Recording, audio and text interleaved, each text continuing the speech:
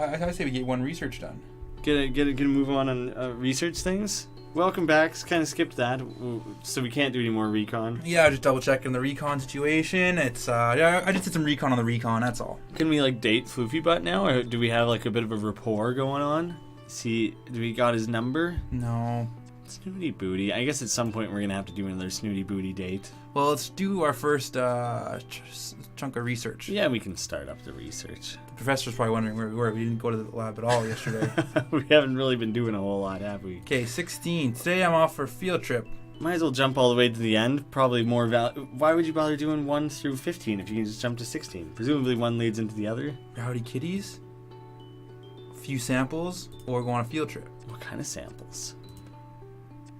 Maybe we should start at number 5. Yeah, sure, I guess. I want to get some rowdy kitties up in here. Rowdies. Throw together a nice... Put them all up. Throw together a nice kitty rave. It's a sunny afternoon. Most of the cats are lazing on the beach. Perfect, like shooting fish in a barrel.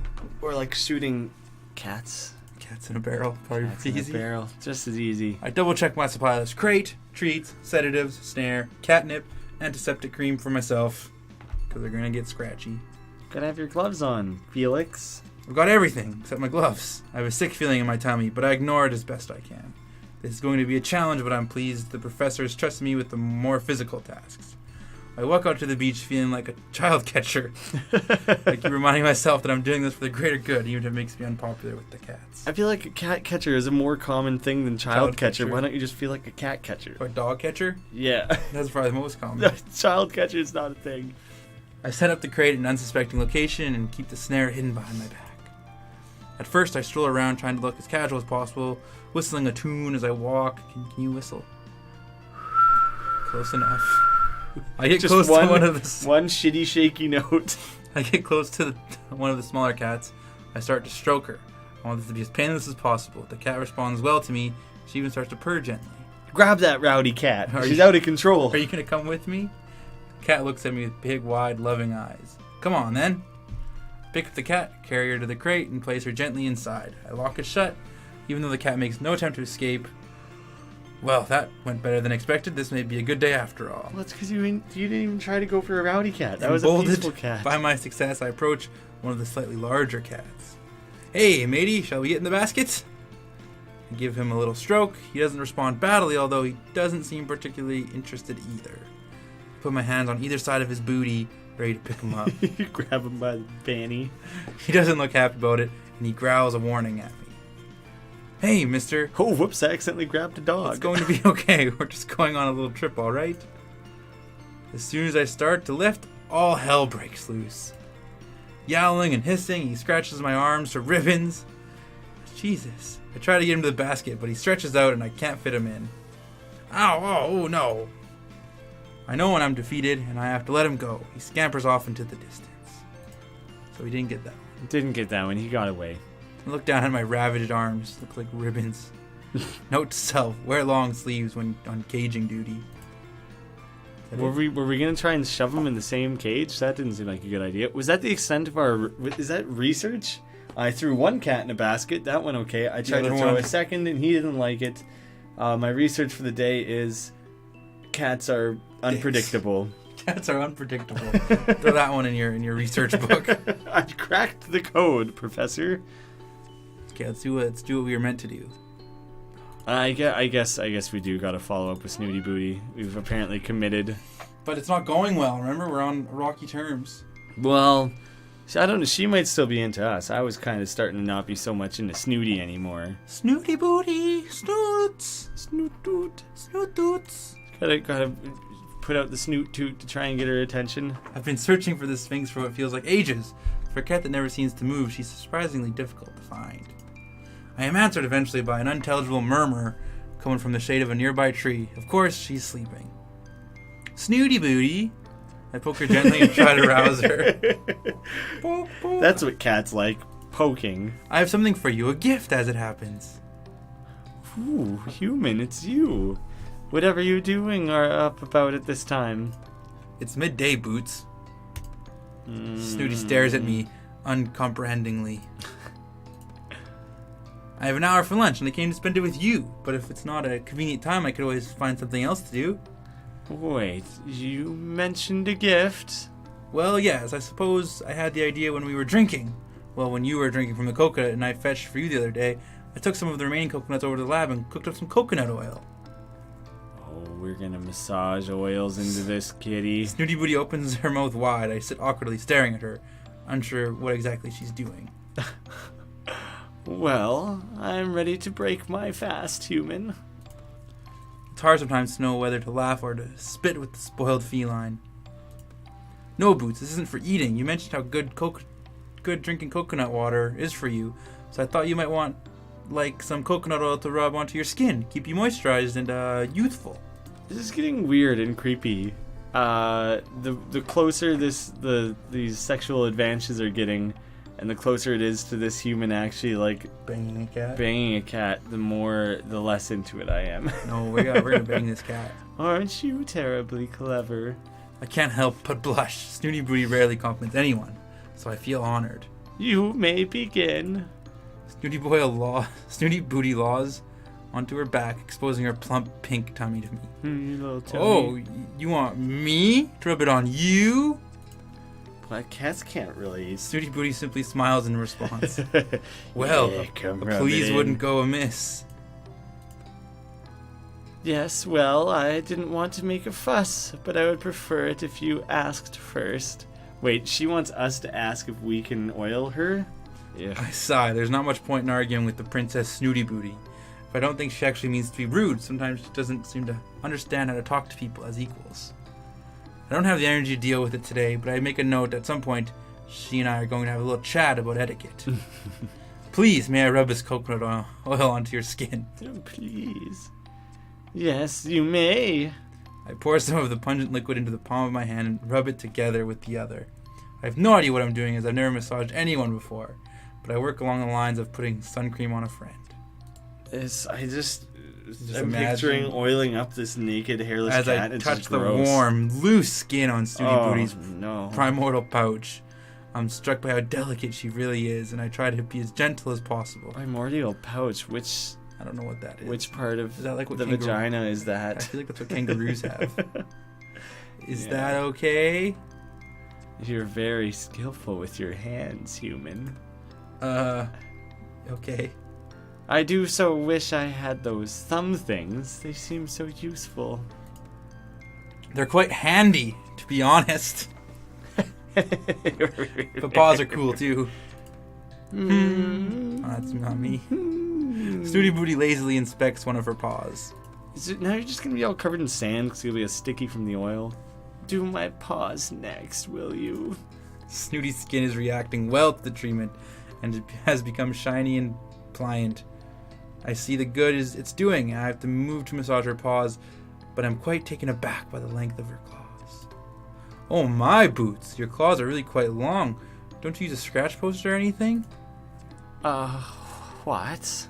You know, something abrasive to file them on. Whatever for?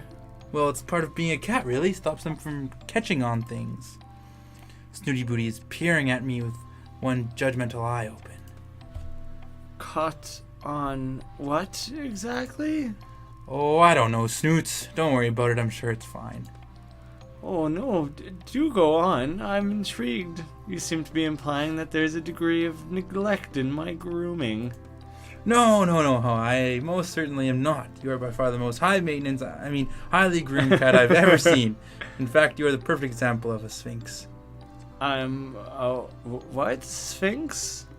She's trying to get me to say perfect again. It's hard to keep my face straight. Absolutely perfect, Snoots.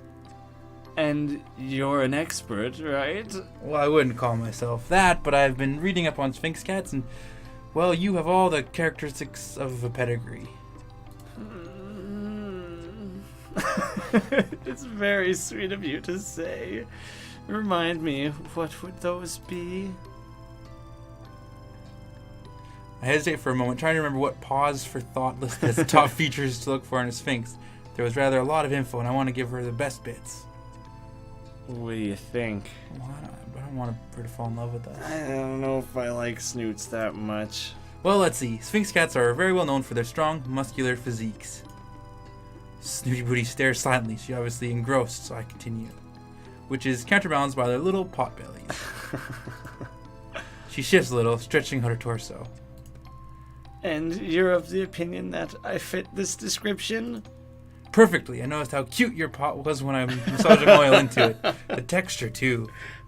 Fondling up her little pot. I recite the sentence word for word. Although saggy in appearance, the texture of the Sphinx is surprisingly firm and rubbery to the touch. Not unlike a hot water bottle. Oh, I hate that. I hate that description. She blinks slowly. I imagine this is so interesting for her. Also, because they don't have fur to soak up excess oils, they have a tendency to be greasy and need to be periodically patted down with a cloth. For some reason, we thought the right approach was to rub her down with more oil and grease.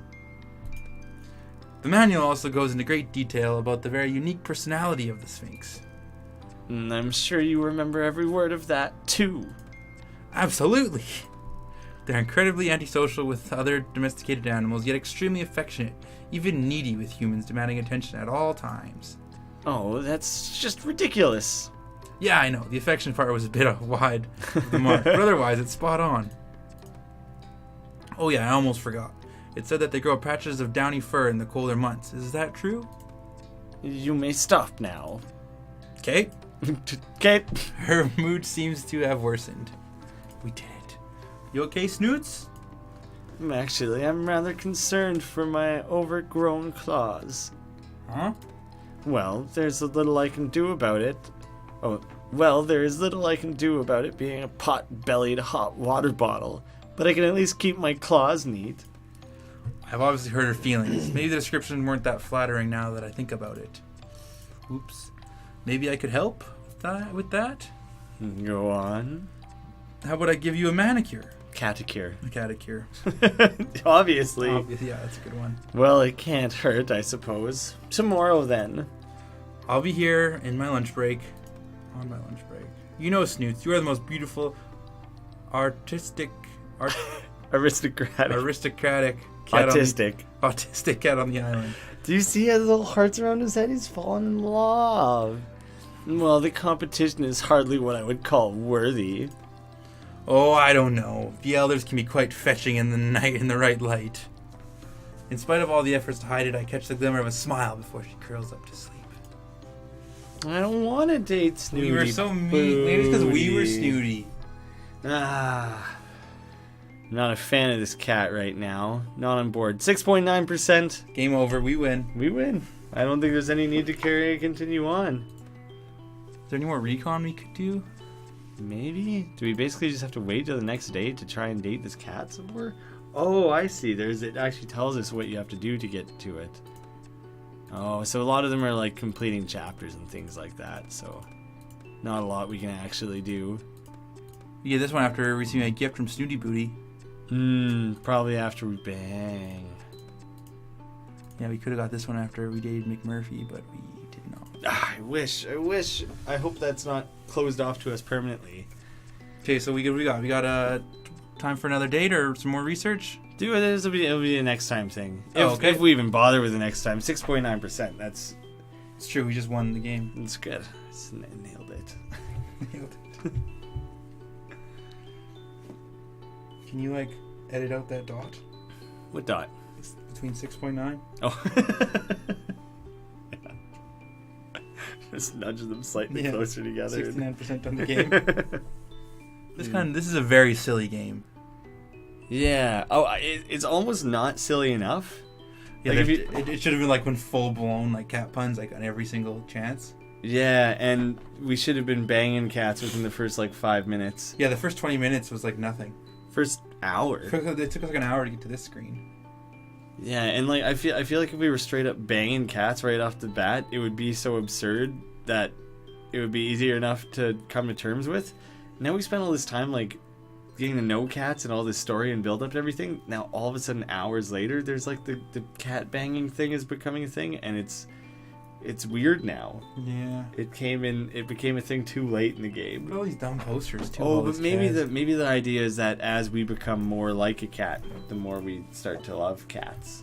Maybe it's got some more depth. You're gonna measure the depth. I'm gonna measure the depth. I just like playing with measuring tape. Yeah, me too. Who doesn't?